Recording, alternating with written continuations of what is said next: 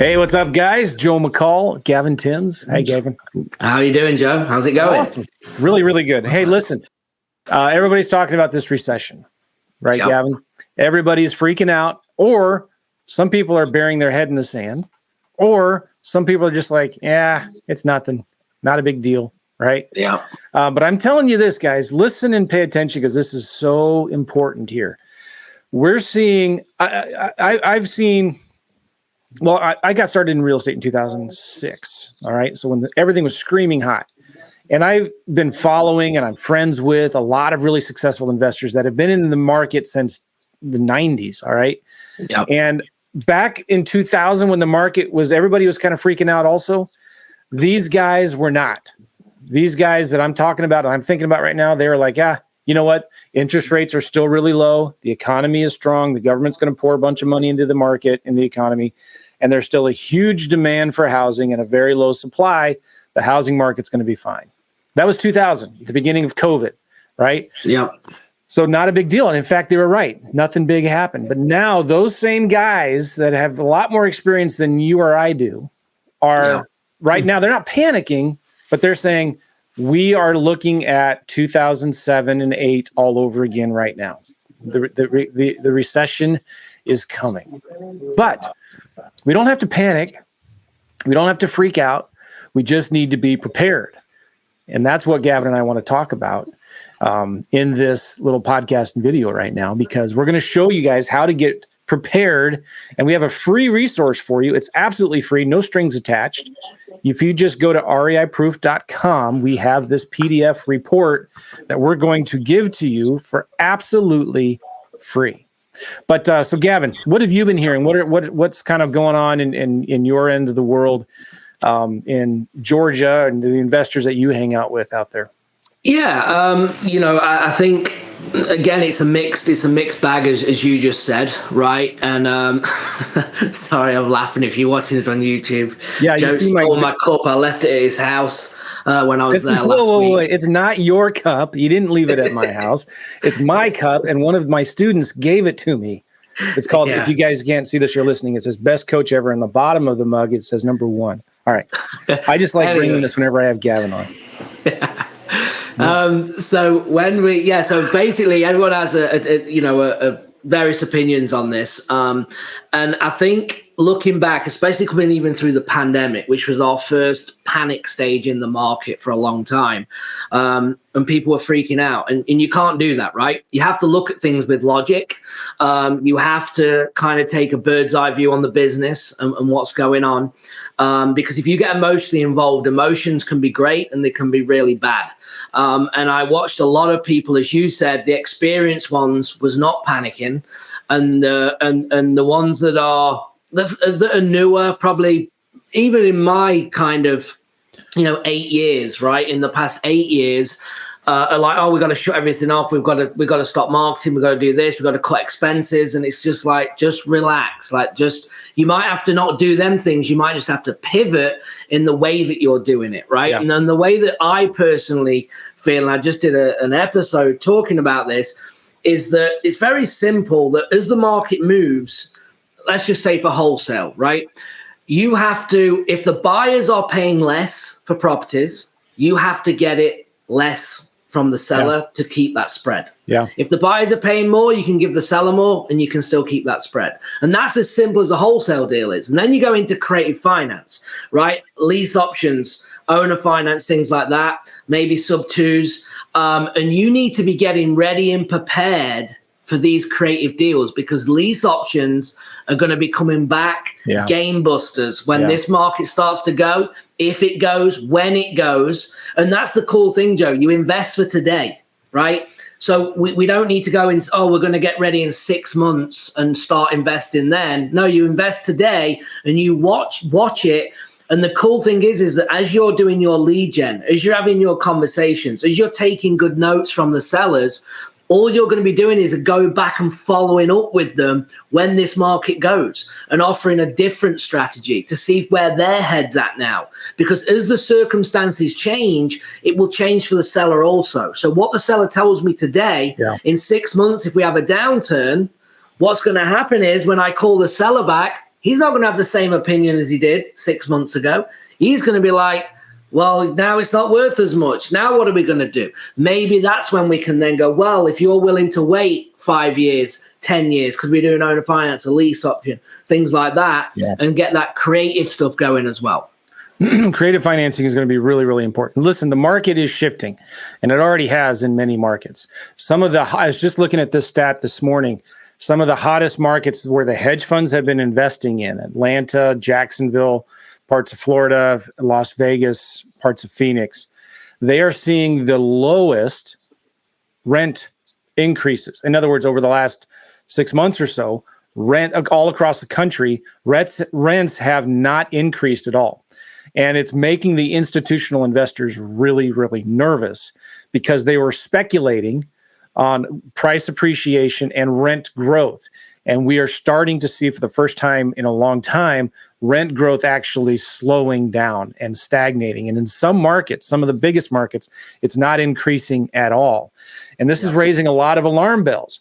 These guys in the suits in New York, they can, with just a quick phone call or an email, can shut off all of the billions of dollars that are coming into the markets today, buying houses, all these cash offers, right? So that's a significant threat to this economy because in some of the markets, I know in St. Louis and parts of it, a third to a half of the homes that are being sold in some zip codes are being sold to institutional investors. And if they back out, which could happen, it may not, who knows, right? But if they do back out because the economy is getting soft, they feel like we're going into a recession, inflation is high, interest rates are high, like we're going to see some major, major shifts. It can't keep on going like this forever. But we are not freaked out. We're not alarmed. We're not trying to push the panic button and say, hey, listen. But, this book that it's not a book, it's a PDF report that we wrote, is going to help you navigate the changes that are coming and the changes that are already here. You can get it for free. It's a PDF at reiproof.com. But listen, I mean, if you look at the numbers, inflation is at a 40-year high right now. An average prices are up 8 to 9% from this month as they were a year ago. In a normal market, we're at 2 or 3% inflation. So we're seeing double inflation that we normally see right now. Nationwide, just looking at gas, it's 40% higher today than it was a year ago. We're seeing parts of California, LA, and San Francisco where gas is at $7.25 a gallon. Right now in St. Louis, it's about $4.75 a gallon. I'm not sure where you are. The stock market is down 12% for the year.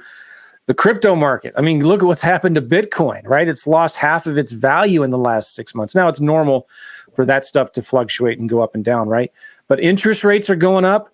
Interest rates, they're still relatively low, from a historical standpoint, but they're at a 12-year high. Interest rates have gone up over 100% in the last year and a half, from a low of 2.65 to about 5.3, 5.4 right now, right? That means an average house payment for an average homeowner has gone up over $800 a month. $800 a month, that's nothing to sneeze at, right? And if you look at pending home sales, starting to go down, inventory starting to go up, more homes are coming on the market, and the days on market are also going up. I'm seeing this myself for my own eyes, and I'm looking into markets, looking at Redfin, and you can see more properties going from active to pending, back to active, and pending, back to active again, and homes are staying on the market longer. Now, you could argue, well, we're just coming back into a more normal market, and maybe you're right. But the point is that things are shifting, right? We're starting to see more price cuts than we have seen in a long time from sellers. We've had 6 straight months, as we're recording this now, of sales decline. And the pace of sales is the slowest that it's been in over 10 years. Now, I'm not pulling these numbers out of my butt. These are numbers that I'm finding online as I do this research and study, right? We're getting far less competition from buyers. We did a mastermind with some of our students last week at Busch Stadium. It was so awesome. If you're working with us as a client, every quarter we do a mastermind get together with our coaching students, either in Tampa, Florida, or St. Louis, Missouri. We went to Busch Stadium. Actually, it was so cool. But one of our clients who's doing an average of $100,000 a month right now in St. Louis, right, is killing it. Wholesaling deals, just wholesaling, doing a little bit of fix and flip. Anyway, he pulls a list every month of people that are 30, 60, 90 days late on their mortgage. It's called the 30, 60, 90-day list. And it's a very hard list to get, but he's been getting it since 2004, so he's kind of been grandfathered in. But he has been seeing the number of delinquencies on this list that he pulls double. So we're seeing, and I'm reading this in the news, mortgage delinquencies are rising. In a few months, whether you agree with this or not, the government is going to start requiring, it's been 2.5 years. In August, the government's going to start requiring student loan borrowers to start making payments on their student loans. I mean, like, I have student loans. I'm still paying them. I have been paying them. I'm paying more than I should, right? But like, guys, people have not been making their student loan payments for the last 2.5 years. And pretty soon the government's going to start requiring that they start making payments. Well, you look at the market, it's like we're getting mixed signals at the same time, right? Because prices are still going up. Rents are still going up in some markets, not the major markets that the hedge funds are in. So it looks like we're getting mixed signals. What's going on? Well, that's the great thing about real estate investing, guys, is because it's not like the stock market. When we're investing in hard assets like real estate, it doesn't change on a dime. It's not like the stock market, or thank God it's not like the cryptocurrency market where it just all of a sudden overnight it falls 20% or whatever, right? Housing markets move slower, and it gives us as investors time to adjust. And here's the important thing that we talk about in this book that you can get for free. Again, it's not a book. It's a PDF report. Thank you. I don't want you thinking it's another book, but it's 100% free. You can get it at reiproof.com. But one of the things we talk about in there is wealth doesn't disappear. It transfers. And it's so important because that helps you not to panic when the market shifts, so that you're going to be prepared for it. And you get prepared for it by listening to podcasts and videos like this, reading books, staying current, looking and listening to what other experts are seeing, and weighing, because you're going to get different opinions, right? But wealth doesn't disappear. It just transfers. It may go from crypto to the stock market. It may go from the stock market to hard assets like real estate, maybe treasuries and whatever, right? But wealth doesn't disappear. And we, as investors, more specifically as wholesalers, this is why wholesaling is so important. And this is why it's so important to understand creative real estate, is we just follow the demand. We follow the demand. If the market shifts, it does so slowly, relatively speaking, right? In the housing market. And so as real estate investors, we need to be prepared and watch it. There's the book that I read a long time ago, and I really highly recommend everybody look at it. Who Moved My Cheese? You should get that book and read it. Who Moved My Cheese? And it's all about paying attention to where the cheese is moving to. It doesn't disappear, it just moves. And we as investors need to be prepared for that. So understanding and watching the market and seeing what works and what doesn't. And as wholesalers, Gavin, maybe you can talk about this. Like, we, as wholesalers, we're not buying properties, taking on a ton of debt. We would not buy a property that somebody else, we wouldn't buy a property with only one exit strategy, right? We wouldn't wholesale a deal that we couldn't buy. We wouldn't buy a deal that we wouldn't wholesale. You talked about that at the mastermind. Yeah. So basically, we have if you're going to fix and flip, for instance, right? People get this backwards. I hear it all the time. They will get a property under contract for a wholesale deal. They go to the buyers don't want it. So they go, well, we'll just buy it then, because they don't want it. And it's like, no. You only wholesale, okay? So you only buy what you can wholesale, okay? Because it's all, you make money when you buy, not when you sell. Yeah. And I talk from experience from this. I got into 6-7 flips all in one go at the back end of last year, okay? We over leveraged on time and resources and people, and there was one deal that we should have made 60,000-70,000 on. We ended up coming out with 22,000. And if I wouldn't have bought that right, because I could have wholesaled that deal in 30 minutes for $25,000, 6 months later I made 22,000, right? So work that one out. But it worked when everything went possibly wrong. We still won, and it was a big learning experience because we bought right.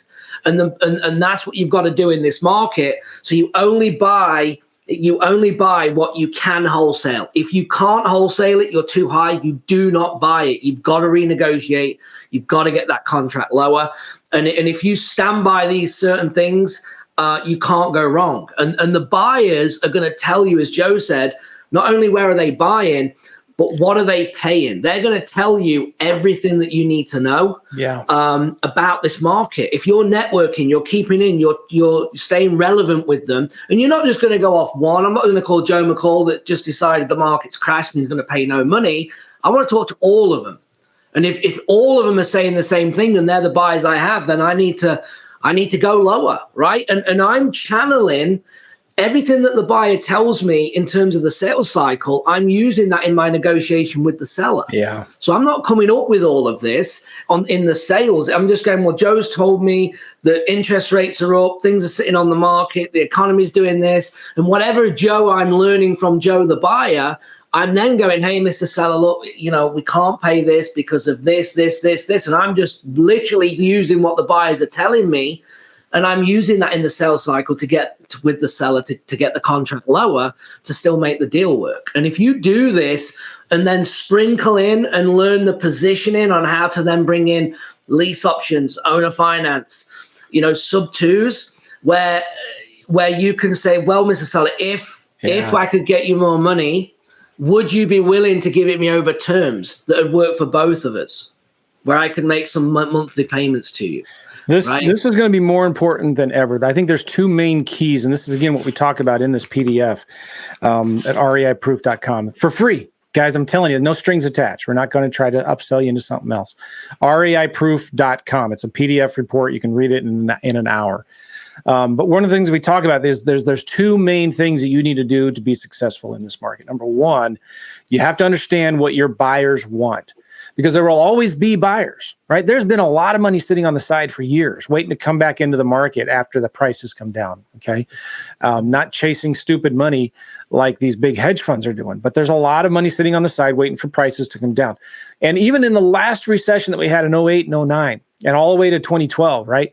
There were still people buying houses, and there were still wholesalers that were successfully doing deals, and creative investors like me, and we'll talk about that next. But we were just looking at, okay, what do the buyers want?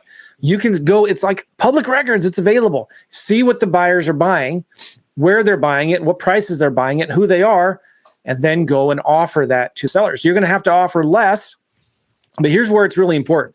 Because there's a 6 to 12 month gap, it's called a gap, where sellers, the market maybe has fallen, but sellers don't realize it yet. And sometimes it takes 6 to 12 months for the sellers to realize, oh, shoot, the market is not where I thought it was. I can't sell my house for what I thought I could. And then they start to panic. We already know for 6 to 8 months, man, it's not going anywhere. I mean, it's coming down. They don't know that yet. So this is where the number two thing that you need to be understanding is creative financing. Creative financing is simply other options that you can give to the seller. If they say no to your cash offer, you can then offer them a subject to owner financing or lease option or something like that. And in this PDF, again, you can get it for free. And we talk about it, and we updated the picture on it too, by the way, to show a really cool picture of me and Gavin golfing, which we love to do whenever we're hanging out. So anyway, you can put that on your wall when you get when you get the PDF, just print it and put it on. No, I'm just kidding. But at reiproof.com, we talk about the different offers that you can make to sellers and how to make them. We talk about how to make a lease option or a owner financing or subject to offer. And so these are really important things to understand. And not saying that you have to give the sellers all of these offers at once. We recommend find out what their needs are. And this is more important than ever. If you want to succeed in this coming market here, listen to the sellers, find out what they really, really need.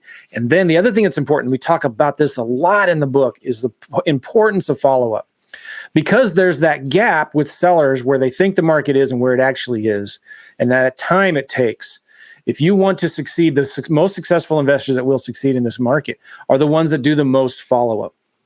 You have to do follow-up. It's going to be more important than ever, because sellers, they don't read the news and study the markets like you and I do, right? They're more like, yeah, they're busy with their lives. All right. My neighbor sold their house 6 months ago for $450,000. I'm going to list mine for $460,000. Mm-hmm. And then they realize 3 months later, 6 months later, no showings, no offers, price drop. They're starting to panic because now they're coming out of the most popular home buying season. They're coming into the fall and they're like freaking out. But because you've been following up with them, and because now, you have other offers that you can give to them, they're going to be thinking, well, man, this guy must really want my house because he's been following up with me so much, right? So that is important. You've got to, we talk about these rules in this book, this PDF report. We talk about these, like you've got to have a marketing plan, right? You've got to talk to at least 5 sellers a day. You have to make offers to every seller you talk to, make multiple offers to every seller you talk to, and you got to follow up every 30 days. But there's really simple tools that you can use that can do all of that for you. And these are things that you've got to think about. You need, and Gavin and I are coming up with a real book later called Brilliant at the Basics. We're going to be talking about these things, right? But in a lot more detail, but like you've got to be really good at these simple, basic things to succeed, because the recession is coming and it may already be here. Who knows? But things are changing and you need to be willing to change with it, right? Yeah, 100%. You just look back at, when the pandemic hit, right? I gave an instruction to all our clients when we went into lockdown. I don't know what the date was, like March something, right? And everything locked down. We've gone into a month lockdown, 3 weeks. Everyone's panicking. No one knows what's happening. The world's gone crazy. And I gave an instruction. It does not matter if you talk to a seller last week, you follow up with everybody. Right? You follow up with everyone, because if whatever conversation you had yesterday, now we're in a lockdown and we don't know what's going to happen. We don't know if they've got a job. Are they still being paid? Like, you have no idea. So all the conversations you've had for the last 3-6 months is now, this is a new game.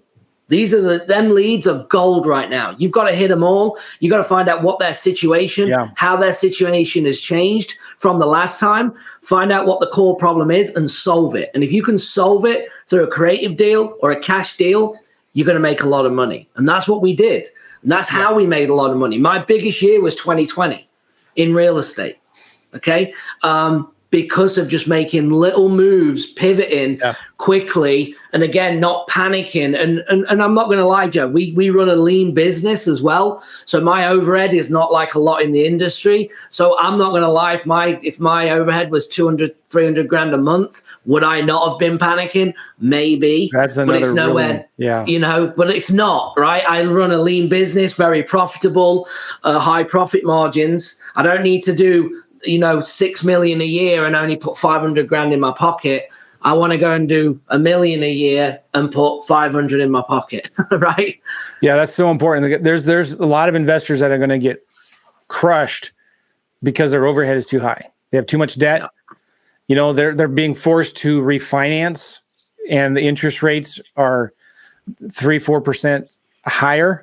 3 or 4 percentage points higher than what it was before. It wipes out any cash flow. So, man, people are getting a little nervous out there, right? So this book, dang it, this PDF that we call the roadmap, reiproof.com. I'm going to list through some things that we talk about in this PDF. And I went and studied the most successful companies that survived the Great Depression in the 30s and 40s, and in the recession back in 08 and 09. And we looked at the 5 things that those most successful companies did. We talked about in this PDF what you can do right now if maybe you're one of those guys or gals that's struggling financially. We talk about the only thing that you should be focusing on right now to ensure the most success. There's really only one thing that you have to be focusing on. The 3 types of offers that you must be making with every deal. 3 little known ways to quickly and easily come up with great offers, so you're never stuck with just a lowball, one-trick pony cash offer again, right? We talked about secrets to exponential growth, real-life example deals and case studies of students. We just had a client yesterday that messaged me, Gavin, Nathan. He lives in Tennessee, and he just closed another wholesale deal with a $20,000 assignment. In this uncertainty going on right now, he closed a duplex in Dallas outside of his market, made a $21,000 wholesale fee, and he just did an assignment on a property in Indianapolis for $7,500 fee. That's $48,500 this month in assignment fees. So you can and should be still making money even in this kind of uncertainty going on, right? We talk about finding quality buyers, how to find the right buyers who are buying properties now. We talk about follow-up the kind of follow-up that you can do that gets it done for you in spite of you. And boom, we talk about favorite tools, and we talk about next steps towards your real financial freedom. Guys, there's been, if you look at the number of companies that were out of the last recession, that started out of the last recession, that are now multi-billion-dollar companies, it'll blow you away. I don't remember the numbers or the names that we talk about in the book here, PDF. Like companies like Uber, Airbnb.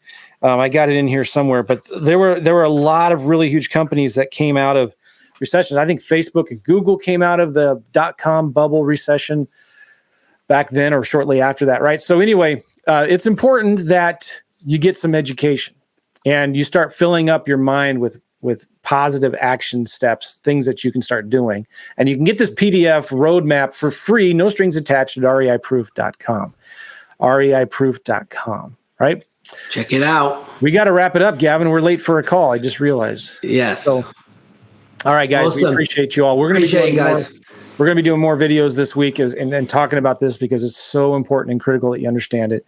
Go to reiproof.com to get this PDF report for absolutely free. And we'll see you guys later. Thanks a lot. Thanks.